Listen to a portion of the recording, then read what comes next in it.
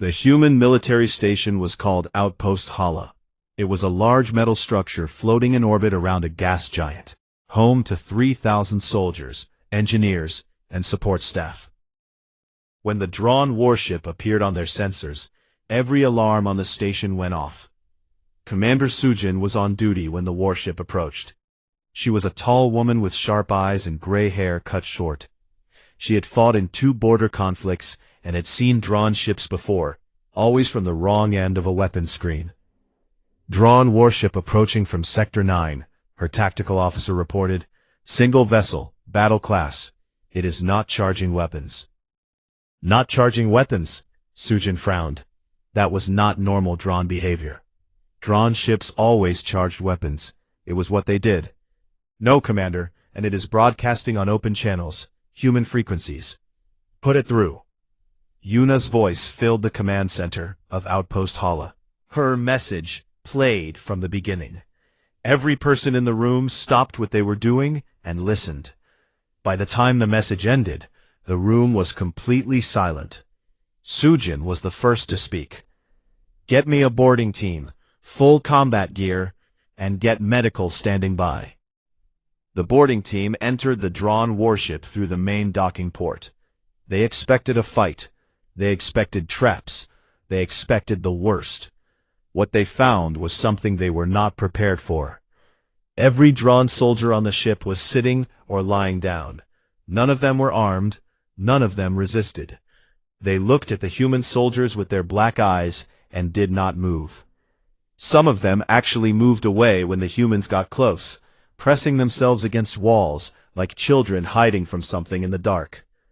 The boarding team leader, a young officer named Jeho, had never seen anything like it. Drawn warriors did not surrender. It was not in their nature. It was not in their culture. They fought until they won or until they died. Those were the only 2 options. But these drawn were not fighting. They were afraid. Jeho could see it in the way they held their forearms close to their bodies. He could see it in the way their black eyes kept moving toward the upper levels of the ship, as if watching for something. He found Yuna and Hana in the control room. Hana was sitting on the floor, wrapped in a thermal blanket that Yuna had found in a storage compartment. She was exhausted and dehydrated, but alive. When she saw the human soldiers, she started crying again. But this time, the tears were different. This time, they were relief. Yuna was standing by the main console. She looked calm. She looked like a young woman who had just finished a long day at work. Not like someone who had died and come back and single-handedly defeated an entire warship full of alien warriors. Are you Yuna? Jeho asked. He was holding his weapon tightly, though he was not sure what he was supposed to do with it. Yes, she said. Are you okay? She thought about it for a moment. I think so. I feel fine. Better than fine, actually. Jeho looked at the drawn officers standing silently around the room. He looked at the broken door behind him. He looked at the trail of unconscious soldiers and destroyed drones that his team had passed on the way up. You did all of this? He asked. Yes. He did not know what to say after that. The news spread fast. Within hours, every human station and colony in the sector knew the story. Within a week, it was the only thing anyone in the galaxy was talking about. The drawn warship was impounded. Its crew was taken into custody. The interrogator, the robed one with the red lights in its eyes, was placed in a maximum security holding facility. It did not resist. It did not speak. It sat in its cell and stared at the wall. And sometimes when the guards walked past, they could see it trembling. The bodies of the 5 dead humans were recovered from the disposal bay and sent home to their families. There were funerals. There were speeches. There were tears. Minho's mother stood at his funeral and held a photograph of her son and did not speak because there were no words big enough for what she had lost. Yuna attended every funeral.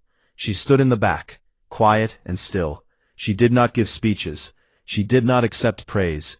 When reporters tried to talk to her, she walked away.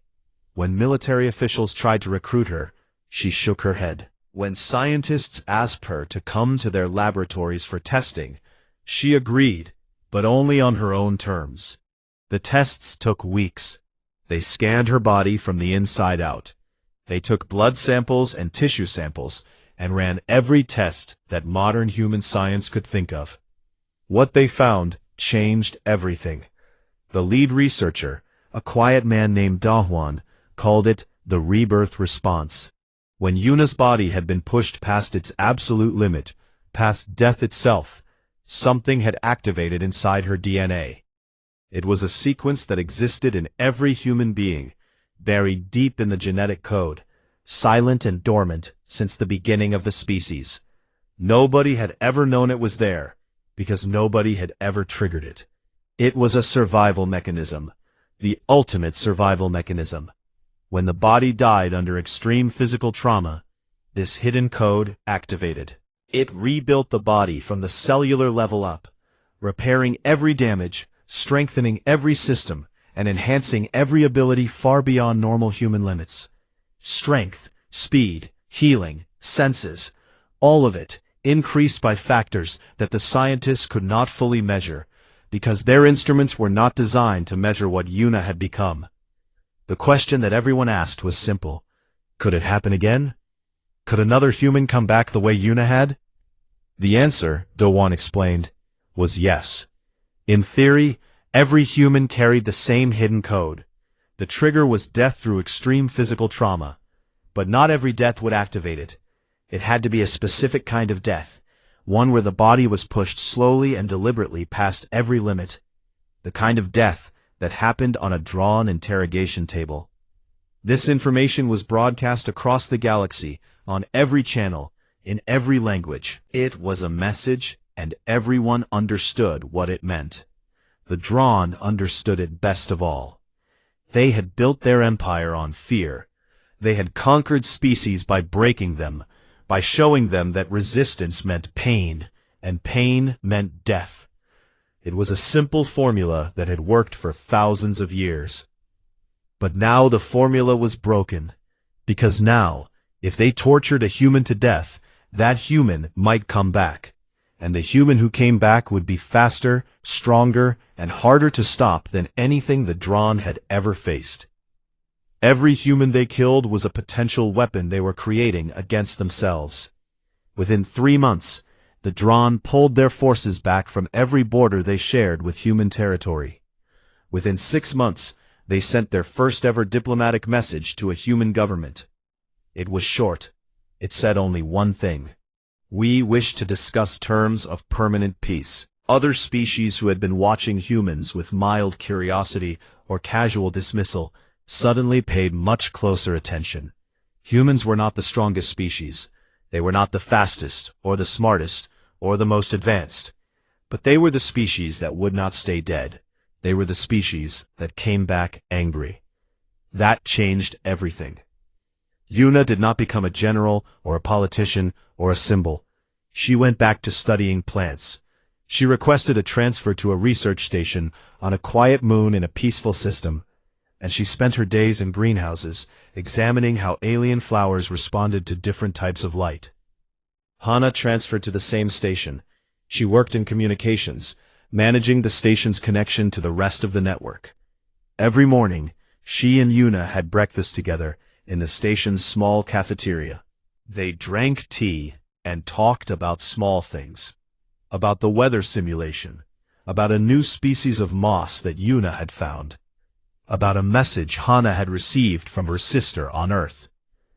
They did not talk about the Drawn ship. They did not need to. Some things stay with you without needing to be said. One evening Yuna was working late in her greenhouse. She was kneeling in the soil, carefully planting seeds from a chorus 4 flower species. It was the same species she had been studying on the day the Drawn ship landed. The same species she had dropped her tablet to run from. She pressed the seeds into the dark soil and covered them gently. She poured water over them and watched it soak in. She sat back on her heels and looked at the small patch of dark wet earth. Things grow. That was the truth she had always known. The truth that had drawn her to botany in the first place. Things grow. Even in bad soil. Even in the wrong light. Even after someone tears them out by the roots. You put them back in the ground, and they grow. Yuna wiped the soil from her hands and stood up. Through the greenhouse windows, she could see the stars. Millions of them, bright and cold, scattered across the darkness. Somewhere out there, the Drawn were pulling back their fleets. Somewhere out there, diplomats were meeting for the first time. Somewhere out there, other species were looking at humans and seeing them clearly for the first time. But here, in this small greenhouse on a quiet moon, there was just a woman planting seeds in the dirt. And that was enough. That was more than enough. 20 Drawn soldiers came down the hallway. They moved in a tight formation, weapons raised, every step coordinated. They were the best warriors on the ship, trained since birth to fight and kill. Behind them came more soldiers, and behind those came the ship's combat drones, floating metal spheres armed with plasma cutters and shock charges. Yuna walked toward them. Hana was behind her, pressed against the hallway wall, barely able to stand. She watched Yuna move forward and felt like she was watching a dream that did not make sense, but was happening anyway. The first line of Drawn soldiers fired. 20 plasma bolts lit up the hallway in bright blue light. The heat was intense. The walls around Yuna glowed orange where the bolts missed, but most of them did not miss. They hit her chest, her arms, her legs, her face. She kept walking. The wounds opened and closed like breathing. Her skin burned and healed. Burned and healed. Each time it happened, the healing was faster.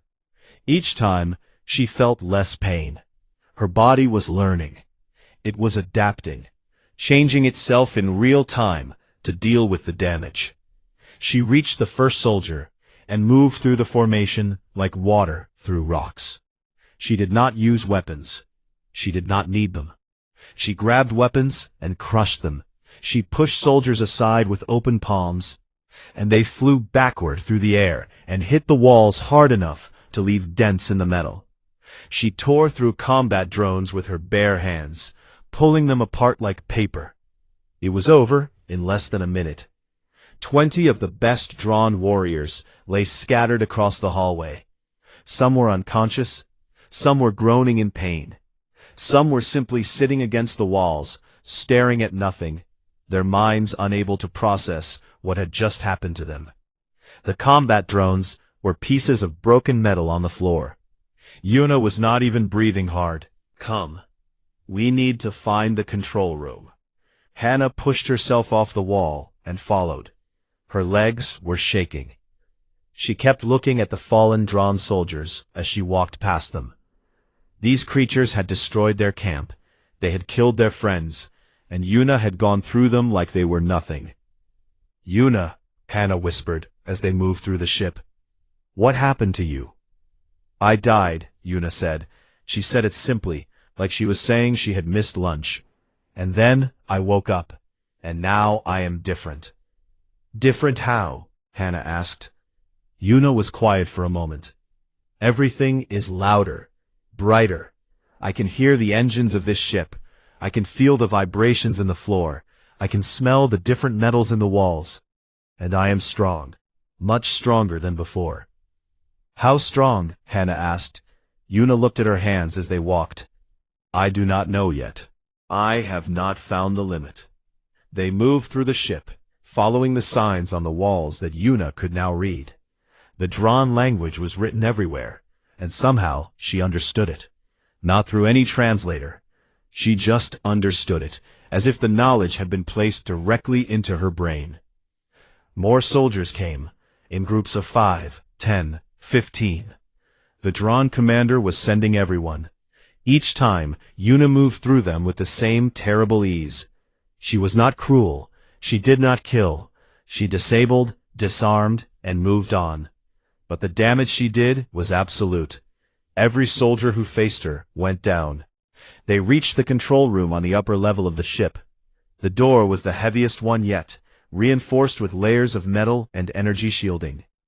Yuna placed both hands on it and pushed. The energy shield crackled and died. The metal bent, then broke, then fell inward with a sound like thunder.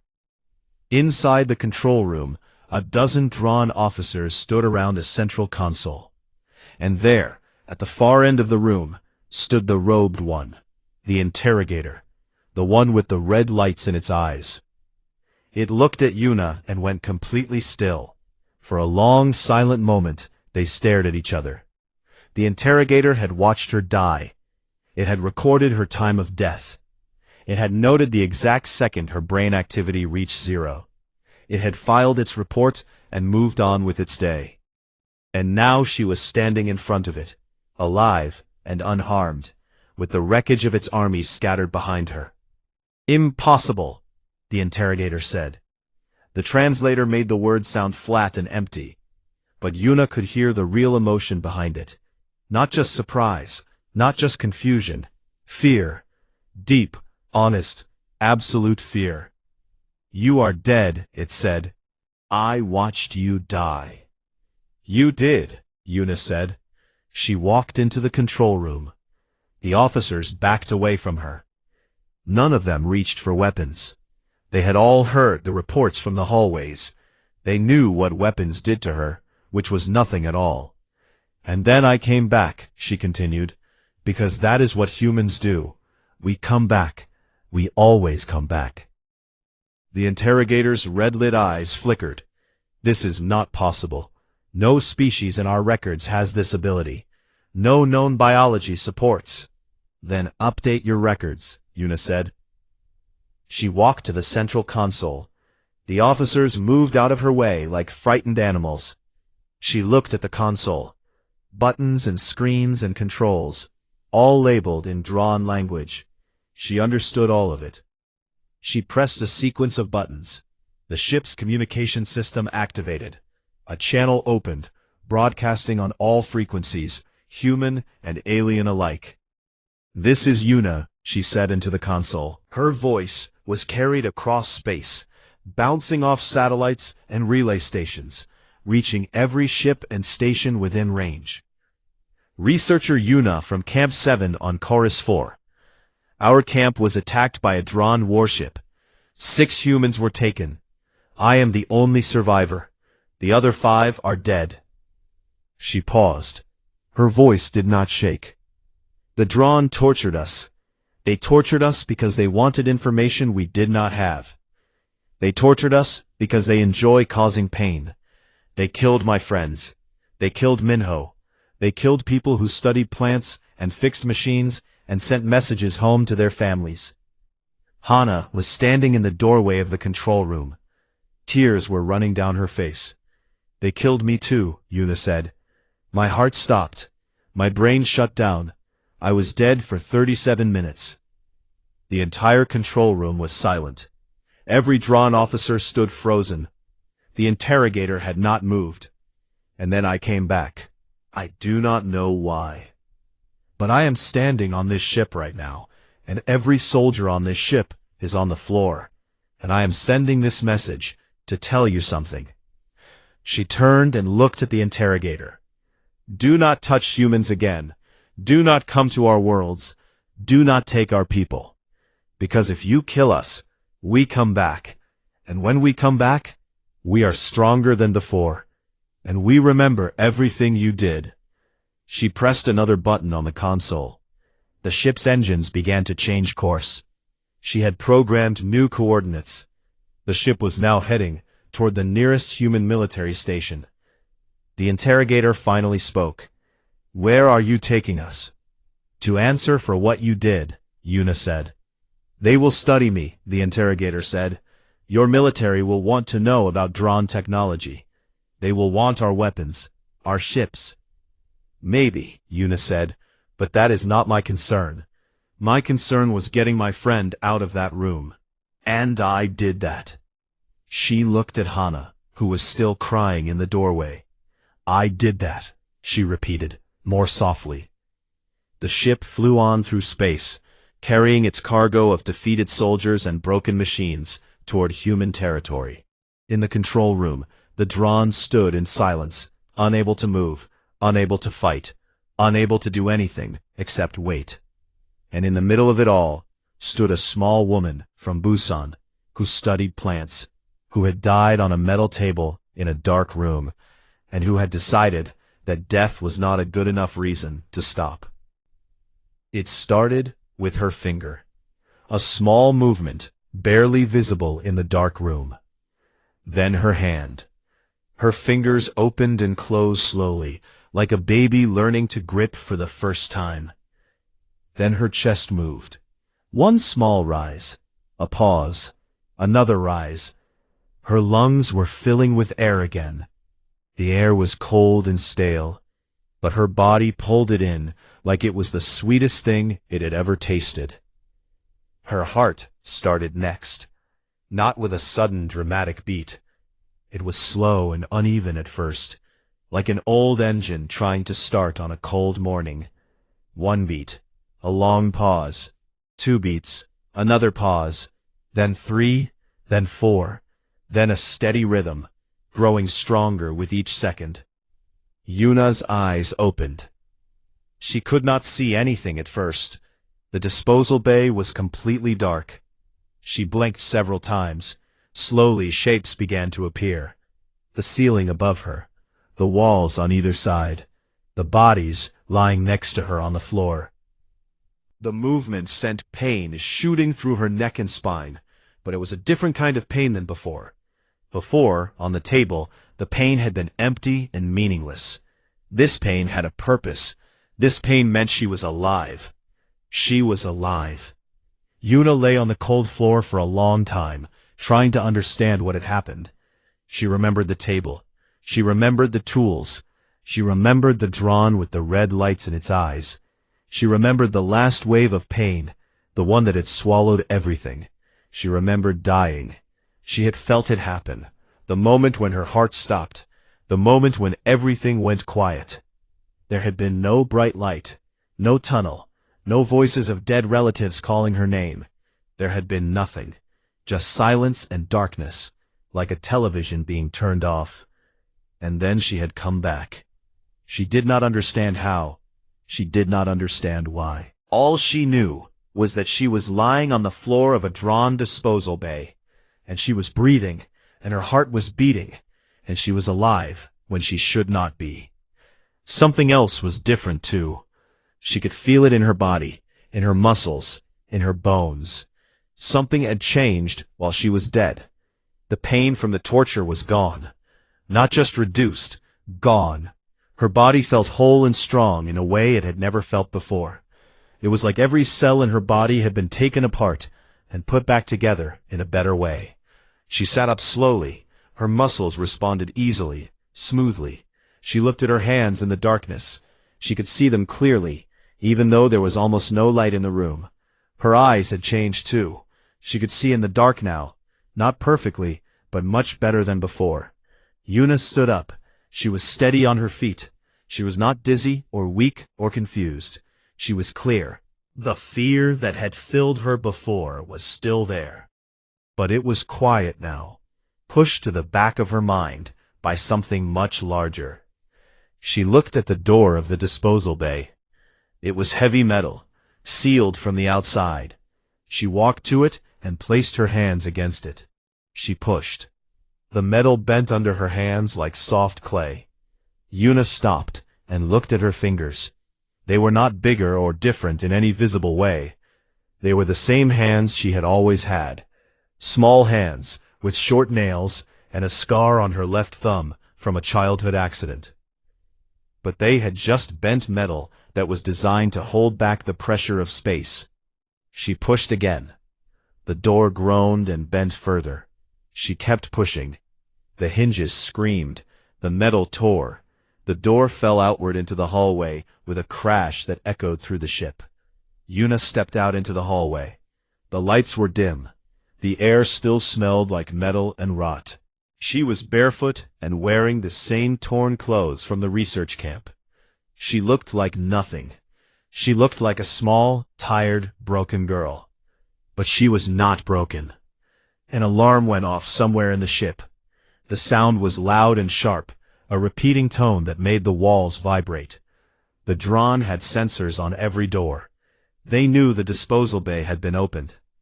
Yuna heard footsteps, heavy drawn footsteps, coming fast from the left side of the hallway. 2 soldiers appeared around the corner. They were huge, gray, four-armed and carrying weapons. They saw her and stopped. For a moment, nobody moved. The drawn soldiers stared at her. Their black eyes were wide. She could see something in those eyes that she had never expected to see from a drawn. She could see confusion, and behind the confusion, she could see the first small seed of fear. They recognized her. She was the dead human, the one from the table. The one the interrogator had finished with hours ago. The one they had carried to the disposal bay themselves. And she was standing in front of them, alive, with bent metal behind her. One of the soldiers raised its weapon. It was a plasma gun, the kind that could burn through ship walls. The soldier aimed at Yuna's chest. Yuna moved. She did not think about moving. Her body just responded. One moment she was standing still. The next moment she was in front of the soldier. She had crossed 10 meters in less than a second. The soldier had not even finished pulling the trigger. She grabbed the weapon with one hand and crushed it. The metal and circuitry broke apart in her grip like a toy. She looked up at the soldier's face. It was so much taller than her. She barely reached its chest. The soldier swung one of its massive arms at her head. She caught the arm with her free hand. She held it. The soldier pulled and twisted, but it could not free itself. Its black eyes went wider. Yuna squeezed. The soldier's arm cracked. The creature screamed a high, sharp sound that was nothing like its rumbling laugh. It fell to its knees. The second soldier fired its weapon. The plasma bolt hit Yuna in the shoulder. She felt the heat. She felt the impact. But her body absorbed it. The skin burned for a moment and then healed, right there, in real time. The wound closed in seconds, leaving nothing behind. The second soldier made a sound that needed no translator. It was raw, animal terror. Yuna let go of the first soldier and walked toward the second one. It fired again, and again, and again. Each shot hit her. Each shot burned. Each wound healed before the next one landed. She reached the soldier and took its weapon away. She did not hurt it. She just took the weapon and crushed it like the first one. Its 4 arms were raised in front of it, shaking. Yuna looked at the 2 soldiers, these massive creatures that had torn through her camp, killed her friends, and carried her body like garbage. She looked at them, and she felt the hot, hard thing in her chest burn brighter than ever. "Where is my friend?" she said. Her voice was quiet and calm. "The other human girl, where is she?" The soldiers did not answer. They were too afraid to speak. Yuna grabbed the nearest soldier by its chest armor and lifted it off the ground. She lifted 300 kilograms of alien warrior with one arm, as easily as picking up a cup of water. "Where is she?" The soldier pointed down the hallway with a shaking hand. "Left turn, 3rd door." Yuna dropped the soldier and walked in the direction it had pointed. Behind her, the 2 drawn soldiers stayed against the wall, breathing hard, unable to move. They had conquered worlds. They had destroyed civilizations. They had never, not once in the long and bloody history of their species, been afraid of a single person. Until now. Yuna found the door. It was locked. She tore it open with her bare hands. Inside, Hana was curled up in the corner of the dark room. She looked up when the light from the hallway spilled in. Her face was streaked with tears. Her eyes were swollen. She had been crying for hours. When she saw Yuna standing in the doorway, she stopped breathing. "Yuna?" Her voice was broken and small. You are dead. They took you. I heard. Yuna knelt down beside her friend. She took Hana's hands in hers. Her hands were warm now. Warm and steady and strong. I came back, Yuna said simply. Hana stared at her. She reached out and touched Yuna's face, as if checking that she was real. Her fingers trembled against Yuna's cheek. How? Hana whispered. Yuna shook her head. I do not know, but I am here, and I am going to get you out. The alarm was still screaming through the ship. More footsteps were coming, many more. The Drawn were sending everything they had. Yuna stood up and turned toward the hallway.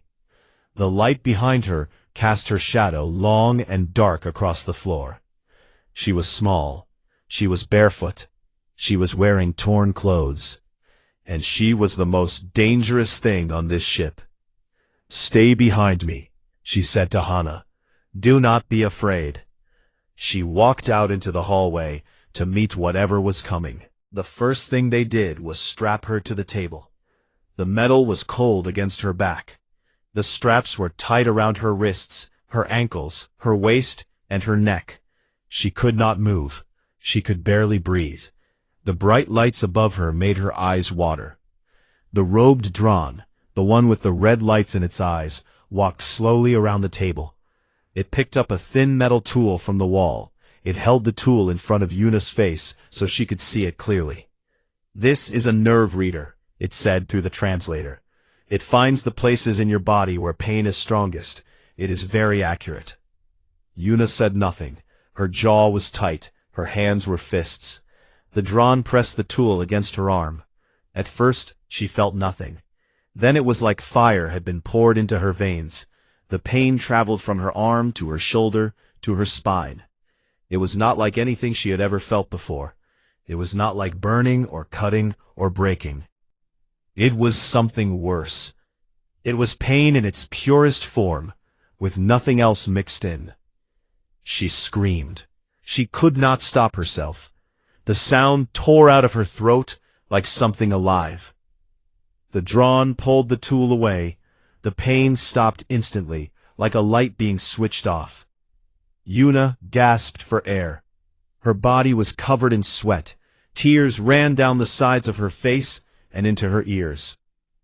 Tell me about human military positions in this sector, the Drawn said. Its voice was calm, almost bored. Yuna swallowed hard. Her throat was raw from screaming. I am a plant researcher, she said. Her voice was a whisper. I do not know anything about the military. All beings know something, the Drawn said. Pain helps them remember. It pressed the tool against her leg this time. The fire came again, hotter and sharper. She screamed again. Her back arched off the table as far as the straps would allow. Her vision went white at the edges. When it stopped, she was crying. She was not ashamed of crying. There was nothing to be ashamed of. The pain was beyond anything a human body was meant to handle. Your species is fragile, the Drawn said. It sounded pleased. Most species break quickly. But your kind, you hold on. You keep breathing. You keep your heart beating even when everything in your body wants to stop. It is interesting. It leaned closer. The red points in its eyes were brighter now.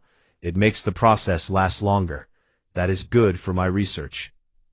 The torture continued. Yuna lost track of time.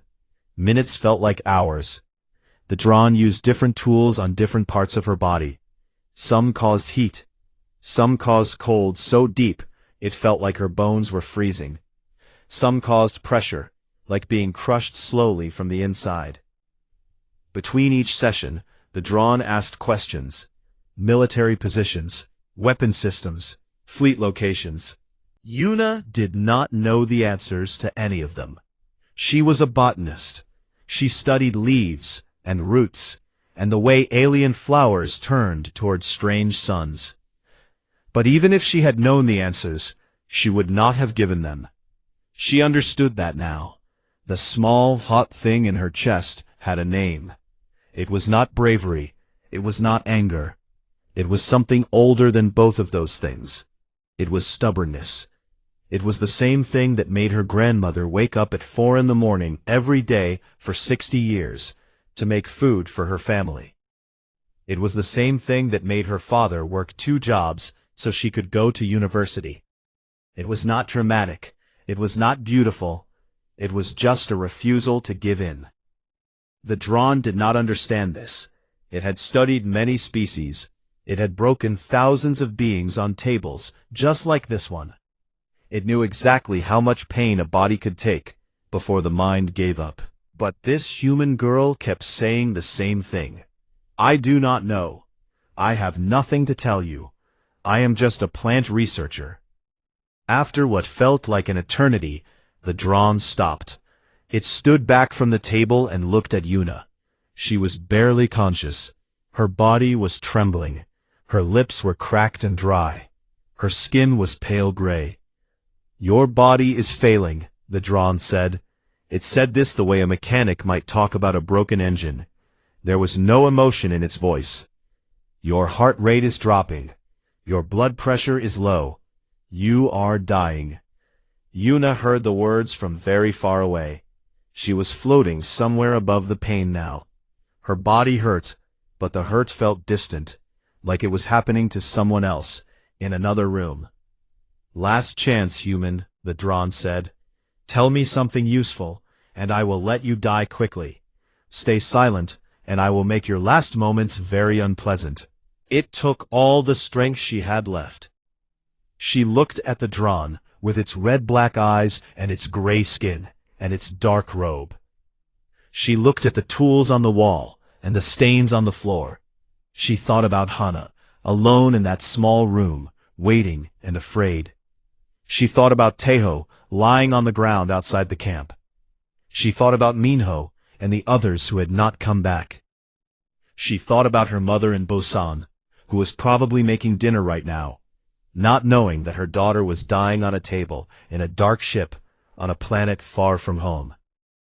Yuna smiled.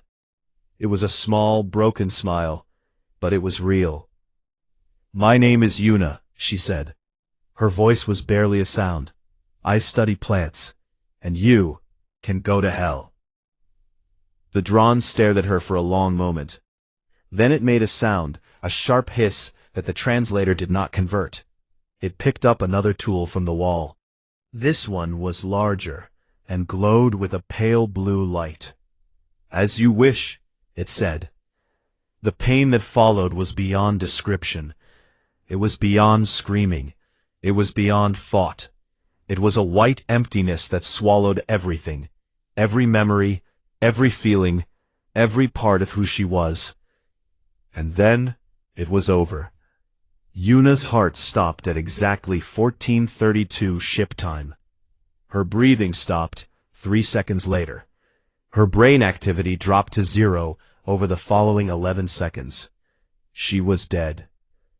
The Drawn turned off its tools and stepped back from the table. It pressed a button on the wall, and a small screen appeared. It began recording its notes. Subject 6. Human female, young adult, lasted 4 hours and 17 minutes under standard interrogation, longer than average for this species. No useful information was gathered. Subject expired from cardiac failure caused by accumulated nerve trauma. Body shows standard deterioration patterns. It paused and looked at Yuna's body on the table. She looked small and broken and very, very still. Recommendation: humans are physically weak but mentally resistant. Future interrogations should begin with psychological methods rather than physical ones.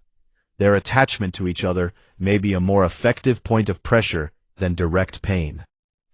The Drawn turned off the recording. It called for the soldiers to come and take the body away.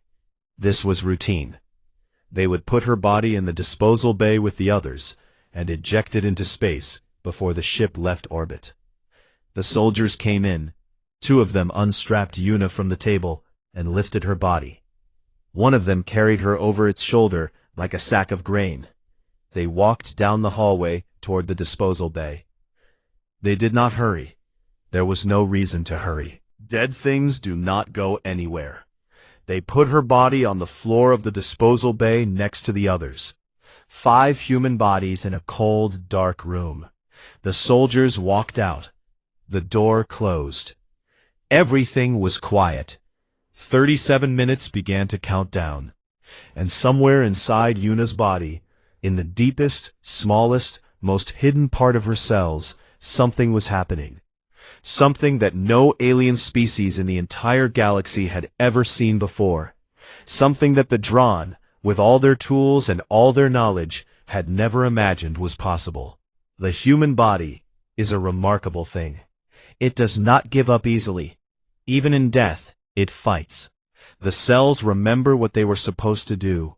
The heart remembers how to beat. The lungs remember how to breathe. And sometimes, in very rare cases, when the body has been pushed past every limit it was designed to handle, something extraordinary happens. Something wakes up. In the cold darkness of the disposal bay, Yuna's finger twitched. The ship came down on a Tuesday morning. Yuna was sitting in the research tent on planet Chorus 4 when the ground shook. She dropped her tablet and grabbed the edge of the metal table. The lights above her head flickered. Outside, someone screamed. She was 24 years old. She had joined the Galactic Research Corps because she loved studying alien plant life. She was not a soldier. She was not brave in any special way. She was just a young woman from Busan who liked science and quiet mornings. But quiet mornings were over now. The Dron warship landed 300 meters from the human base camp. The Dron were known across the galaxy. They were tall, gray-skinned creatures with 4 arms and deep black eyes. They did not trade. They did not talk. They conquered. And when they found a species weaker than them, they enjoyed making that species suffer. Yuna ran out of the tent. The sky was dark with dust and smoke. Around her, the other researchers were running in every direction. She saw Tejo, the camp medic, pulling a wounded man behind a supply crate. She saw Hana, the communications officer, screaming into her radio for help. "This is Camp 7. We are under attack. Dron warship has landed. We need immediate help." No answer came back. The Dron had already jammed all signals. Yuna ran toward the emergency shelter on the east side of the camp. Her boots hit the dry ground hard. Her breath was loud in her ears. She could hear the Dron soldiers behind her. Their heavy footsteps shook the earth. Their weapons made a low humming sound that hurt her teeth. She almost made it. A Dron soldier grabbed her from behind. Its 4 hands closed around her arms and waist like iron clamps. She screamed and kicked, but it was like kicking a stone wall. The creature was 3 meters tall and weighed 5 times more than her. It lifted her off the ground as if she were made of paper. She saw Tejo try to run toward her. A Dron soldier hit him across the face with the back of its weapon. He fell to the ground and did not move. She screamed his name, but the soldier carrying her was already walking back toward the warship. They took 6 humans that day. Yuna, Hana, and 4 others. The rest of the camp was destroyed. The Dron did not care about the research or the equipment. They only wanted living things that could feel pain. Inside the warship, the air was cold and smelled like metal and something rotten. The walls were dark gray. There were no windows. Yuna and the others were thrown into a small room with a hard floor. The door closed behind them with a heavy sound. Hana was crying. Her hands were shaking. "They will not come for us," she whispered. The signal did not go through. "Someone will notice," said Minho, one of the engineers. He was holding his broken arm against his chest. His face was white with pain. "When we do not report in, they will send a team." "That could take days," Hana said. "We report once a week. Our next check-in is in 5 days. 5 days. Yuna closed her eyes. 5 days was a very long time when you were inside a Dron warship.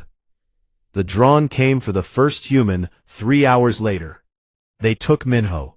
He screamed and fought, but they dragged him out of the room like he was nothing. The door closed again.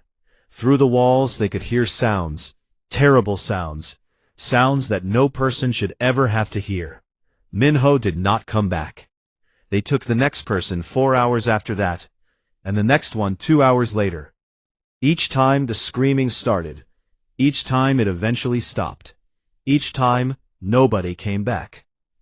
Yuna sat in the corner of the room with her knees pulled up to her chest. She was shaking. She was more afraid than she had ever been in her life. But somewhere deep inside her chest, beneath the fear, something else was growing. It was small and hot and hard. She did not have a name for it yet. Hana sat next to her. They held each other's hands. Neither of them spoke. There was nothing to say. When the drawn came for the 5th person, only Yuna and Hana were left. The soldiers looked at them with their black eyes. One of them pointed at Hana. Hana screamed and held on to Yuna's arm. No, please, no. Yuna held on to her friend.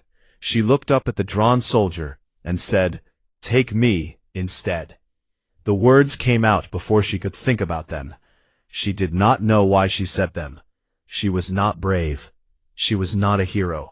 She was just a girl from Busan who studied plants. But she could not watch Hana be dragged away. She could not sit alone in this room and listen to her friend scream. The drawn soldier tilted its head. It looked at her for a long moment. Then it made a sound, a low rumbling noise from deep in its chest. The other soldiers made the same sound. It took Yuna a moment to understand. They were laughing.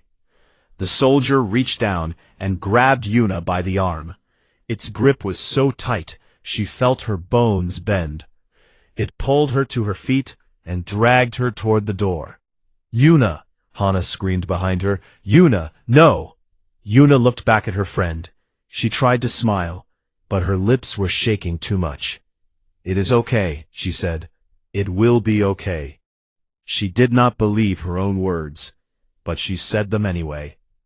The drawn took her down a long hallway. The floor was cold under her feet. They had taken her boots. She could see dark stains on the walls and floor. She did not want to think about what made those stains. They brought her into a large room. It was bright. There were machines and tools on the walls. In the center of the room was a metal table. It was not clean. A drawn stood at the far end of the room. This one was different from the soldiers. It was smaller and wore a dark robe. Its eyes were not just black. They had small points of red light in them, like dying stars. This was the one who asked the questions. This was the one who used the tools. It looked at Yuna and spoke. Its voice was deep and rough, like rocks grinding together. The translator device on the wall turned its words into something she could understand. "Human, small, weak, you will tell us about your species, your weaknesses, your fears. You will tell us everything." Yuna stood there, barefoot on the cold metal floor, shaking from head to toe. She looked at the table. She looked at the tools on the wall. She looked at the stains on the floor. The small, hot thing inside her chest grew a little bigger. She lifted her head and looked the drawn in its red-black eyes. "I will not tell you anything," she said. The drawn made that rumbling laugh again. "Good," it said. "I was hoping you would say that."